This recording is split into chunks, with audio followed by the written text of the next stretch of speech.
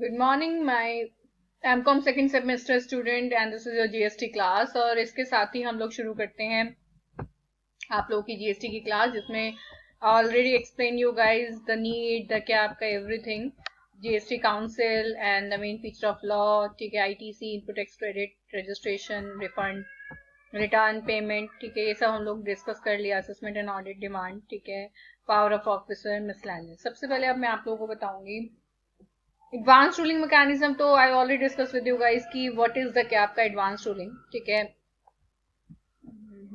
अभी अभी आपका ये रहता है एडवांस रूलिंग मैकेनिज्म क्या है, आप ये समझिए। सबसे पहले तो एडवांस रूलिंग मैकेनिज्म है जब अल्टीमेटली कोई बंदा जिसको थोड़ा हरी होता है कि लाइक उसको जल्दी सारे काम कराने होते हैं, तो वो अपने क्या कहते हैं अथॉरिटी को क्या कहते हैं अप्लाई करता है कि भाई मुझे प्लीज जल्दी से जल्दी क्या कीजिए, इस चीज से फाख्ता कीजिए, क्योंकि अल्टीमेटली मेरे पास इतना टाइम नहीं है कि मैं यहाँ वेट कर सकूं। और ऐसे एडवांस रूलिंग में मोस्टली क्या कहते हैं आपके जो बाहर की एक पार्टी इन्वॉल्व होती है या दोनों पार्टी बाहर बाहर की होती है, या फिर क्या कहते हैं पार्टी यहाँ की होती है बट वो रिप्रेजेंट बाहर को कर रही होती है। तो उसके लिए एडवांस रूलिंग के लिए अगर आपका क्या कहते हैं अलाउ किया जाता है, बस उसमें एक बात देखी जाती है। एक तो क्या कहते हैं पार्टी बाहर की होनी चाहिए या कोई पब्लिक सेक्टर अंडरटेकिंग होनी चाहिए। And second important thing, most important thing की क्या कहते हैं आपका जो बाहर का बंदा है, ठीक है, वो किसी भी तरीके से यहाँ पे उसका केस नहीं और पेंडिंग नहीं होना चाहिए। अगर किसी ट्रिब्यूनल के पास या किसी कोर्ट में उसका केस पेंडिंग होगा तो एडवांस रूलिंग उसके इसको उसको नहीं मिलेगा। क्योंकि एडवांस रूलिंग मैकेनिज्म केवल तभी आपको अलाउ होता है जब एग्जैक्टली या तो आप बाहर से रिलेटेड होते हो या कोई पब्लिक सेक्टर अंडरटेकिंग होती है। ठीक है, या फिर क्या कहते हैं आपका जो क्या कहते हैं मैटर है वो कहीं और पेंडिंग नहीं होता है। हाँ, पेंडिंग आपने कहीं मैटर लगाया, वहां से सॉल्व हो गया, उसके बाद आ रहे हो तो कोई दिक्कत नहीं है, बट पेंडिंग नहीं होना चाहिए जिस टाइम पर आपने एडवांस रूलिंग को अप्लाई किया। अब आता है आपका comprehensive transition provision for smooth transition to क्या आपका जीएसटी। सीधी सी बात है भाई, देखो वो तो आपको पता है कि आप मतलब बहुत सारे जो क्या थे आपके टैक्सेस थे वो जीएसटी में आगे सब्सिड्यूड हुए, जिसमें एन नंबर ऑफ टैक्सेस। ठीक है, ऑलरेडी एक्सप्लेन यू, जिसमें जीएसटी था, आपका सर्विस टैक्स था, एक्साइज था, क्या कहते हैं एंटरटेनमेंट टैक्स था, बहुत सारे क्या थे आपके टैक्स थे जो इसके अंदर आगे सब्सिड्यूड हुए। तो अल्टीमेटली उसका जो ट्रांजिशन हुआ, ठीक है, वो बहुत ज्यादा सही, बहुत स्मूथ तरीके से हुआ, कोई दिक्कत नहीं है। क्योंकि देखिए जीएसटी को शुरुआत में तो सबको फील हुआ कि नहीं जीएसटी हम नहीं अप्लाई कर सकते, जीएसटी ये है जीएसटी वो है, बट एग्जैक्टली बाद में लोगों को उसकी नीड का पता चला कि एग्जैक्टली जीएसटी एक ऐसा लॉ है जिसके लिए आपको दर दर नहीं भटकना पड़ेगा। आपका एक सिंगल विंडो क्या आपका क्या कहते हैं टैक्सेशन प्रोविजन है कि जिसमें अल्टीमेटली आपको एक ही बार क्या करना है, टैक्स पे करना है। आपको अलग अलग जगह जगह पर क्या नहीं करना, टैक्स पे नहीं करना। वही कहना कि शुरुआत में कोई चीज आती है तो लोग उसके लिए प्रॉब्लम क्रिएट करते हैं, बट एट द एंड सबको समझ में आया।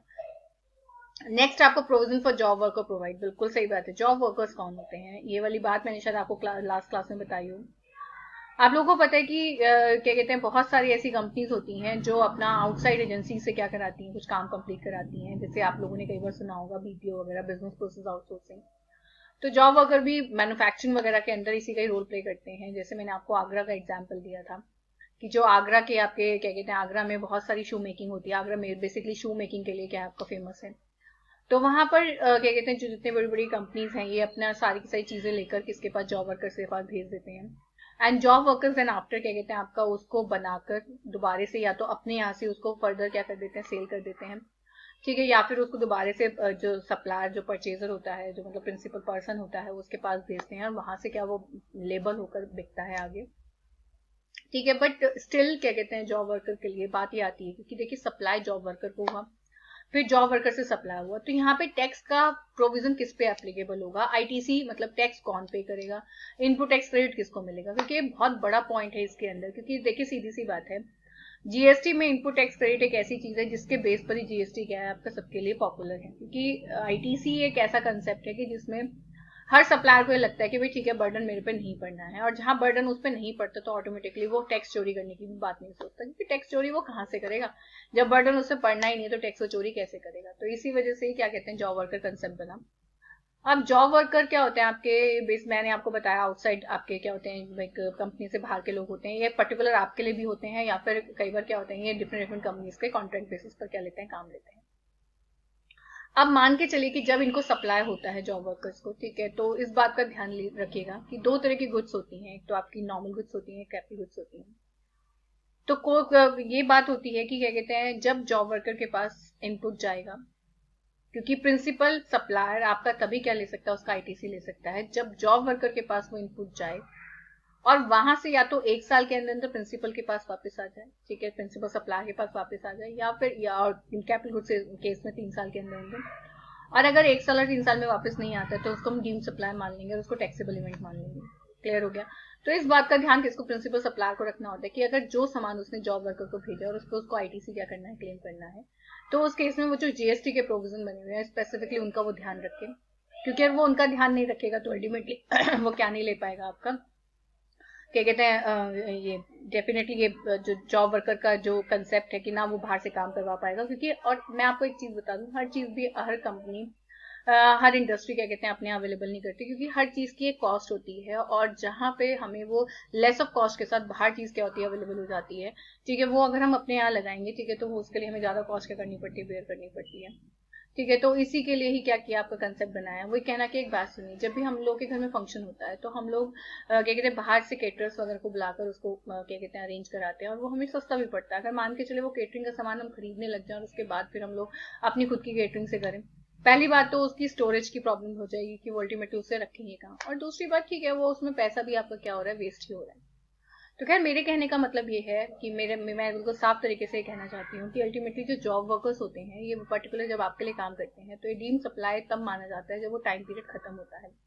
अगर टाइम पीरियड के अंदर या तो जॉब वर्क के यहाँ से डायरेक्टली बिक जाता है, ठीक है, या फिर क्या कहते हैं आपका क्या कहते हैं वो प्रिंसिपल सप्लायर के 1 साल और 3 साल के अंदर भेज देता है, ठीक है, तो उस केस में कोई दिक्कत वाली बात नहीं है। इतनी सी भी कि जॉब वर्कर को जो इनपुट भेजा होता है उस पर आईटीसी कौन क्लेम करता है, क्या कहते हैं आपका जो प्रिंसिपल सप्लायर होता है वही पे करता है। इनफैक्ट जब चीज बिकती है और आउटपुट सप्लाई होती है उस पर जो पे टैक्स आता है, ठीक है, वो भी कौन करता है, आपका प्रिंसिपल सप्लायर क्या करता है, पे करता है। इनफैक्ट जॉब वर्कर के यहाँ से भी अगर बिकती है, ठीक है, तो जो आउटपुट सप्लाई पर क्या होता है टैक्स बैठता है, ठीक है, वो भी किसके यहाँ बिकता है, आपका जॉब वर्कर के यहाँ ही बिकता है। तो मेरे कहने का कंसेप्ट है कि अल्टीमेटली कि कोई भी चीज ऐसी जो अल्टीमेटली जॉब वर्कर के यहाँ डायरेक्टली बिक रही है या कुछ भी इस तरह का है, ठीक है, तो वो उस पर प्रिंसिपल सप्लायर ही करेगा, आईटीसी चार्ज करेगा। बल्कि कई बार मैं अब आपको बता देती हूँ कि जैसे कई बार क्या होता है कि पर्टिकुलर पर्सन पर्टिकुलर चॉइस के साथ क्या बनाता है, चीज बनवाता है, ठीक है, तो अगर मान के चलिए कि वो पर्टिकुलर पर्सन पर्टिकुलर चॉइस के साथ कोई चीज बनवा रहा है तो वो जिग्स मोल्ड डाइस वगैरह क्या करता है, साइन करता है, तो उसका कोई दिक्कत नहीं है, उसका कोई आना कंपलसरी नहीं है, वो 1 साल 3 साल के अंदर आए या ना आए उससे कोई मतलब नहीं है, उसके लिए एग्जामेशन मिली हुई है। बल्कि कई बार क्या हो जाता है कि क्या कहते हैं जैसे मान के चलिए कि प्रिंसिपल सप्लायर ने कोई इनपुट मंगाया, अब वो इनपुट क्या कहते हैं उसको पता है कि वो कहीं बाहर से ही आना है, तो उसने डायरेक्ट अपने यहाँ ना मंगवा के, क्योंकि वो ट्रांसपोर्टेशन कॉस्ट क्यों बढ़ाएगा, पहले वो अपने यहाँ मंगवाएगा फिर अपने यहाँ से जॉब वर्कर को भेजेगा, तो वो डायरेक्टली क्या कहते हैं किसके यहाँ सप्लाई करवा लेता है उसको, जो जॉब वर्कर्स होते हैं उनके पास सप्लाई करा लेता है। ठीक है, तो अल्टीमेटली उस केस में भी वो आईटीसी उस वाले इनपुट पर भी आईटीसी कौन क्लेम करता है, प्रिंसिपल सप्लायर, क्योंकि उसके बिहाफ पर सारी की सारी जिम्मेदारी किसने ले रखी है, प्रिंसिपल सप्लायर ने ले रखी है। क्योंकि जॉब वर्कर जो कॉन्ट्रैक्ट करते हैं किसके साथ, प्रिंसिपल सप्लायर के साथ, वो इसी बेस पर करते हैं कि हम केवल आपका काम करके देंगे, बट जो आपका टैक्सेबल जो प्रोविजन है आपके जो टैक्सेबल इवेंट है उसके लिए हम क्या नहीं होंगे, जिम्मेदार नहीं होंगे। ठीक है, इसके अलावा इसको अच्छे से समझाना मेरी जिम्मेदारी जूम मीटिंग पर है और जूम मीटिंग पर डेफिनेटली मैं समझाऊंगी, बट उसके लिए आपको मेरी जूम मीटिंग ज्वाइन करनी पड़ेगी बच्चों। और जूम मीटिंग ज्वाइन कीजिए। वैसे तो आप 3-4 बच्चे, योगेश, अब मैं दोबारा नाम लेना चाहूंगी, योगेश, अश्वनी और प्रियांशी कंटिन्यूसली ज्वाइन करते हैं, and I am very happy for the कि आपका दीज 3 क्या कहते हैं स्टूडेंट्स, कि वो लोग समझ रहे हैं इस बात को कि हमारे एग्जाम कोई पोस्टपोन नहीं हो रहे हैं या कुछ नहीं हो रहे हैं, हमारे एग्जाम हो सकते हैं, थोड़े से टाइम के लिए डिले हो सकते हैं बट होंगे। ठीक है, तो अपने आप को मेकअप करके आप लोग क्या करें, काम करें तो ज्यादा अच्छा है।